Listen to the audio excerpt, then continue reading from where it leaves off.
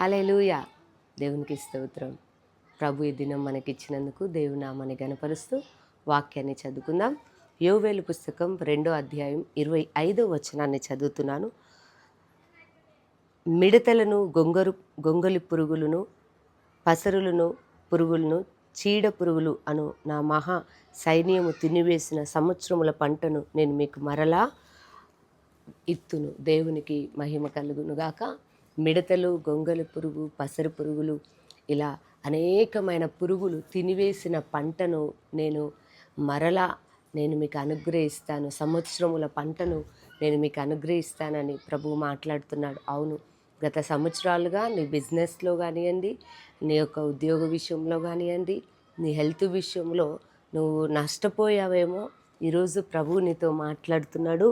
మరలా నేను గత సంవత్సరాలు కోల్పోయిన ఆ ఒక పంటను, ఆ ఒక నష్టాన్ని నేను మరలా ఆ నష్టమంతా తీసివేసి మరలా పంటను మీకు ఇస్తానని ప్రభు మాట్లాడుతున్నాడు.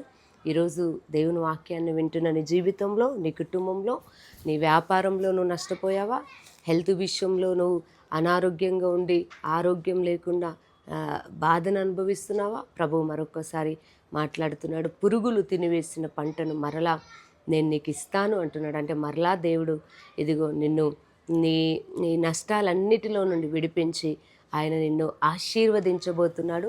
ఆ సంవత్సరముల పంటనంట, అంటే ఎన్నో సంవత్సరాలుగా నువ్వు నష్టపోయావు, బాధను అనుభవిస్తున్నావు.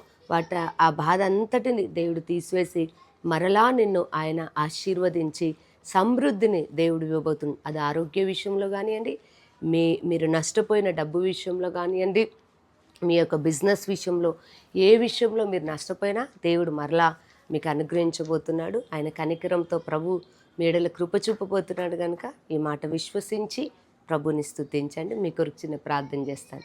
సర్వశక్తి గల దేవా, స్తోత్రం. అవునయ్య, ఇదిగో నాయన పసరి పురుగులు నాయన, ఇదిగో గొంగలి పురుగులు నాయన, మిడతలు తిలివేసిన పంటను, సంవత్సరముల పంట మరలా నేను మీకు ఇస్తానంటున్నావు.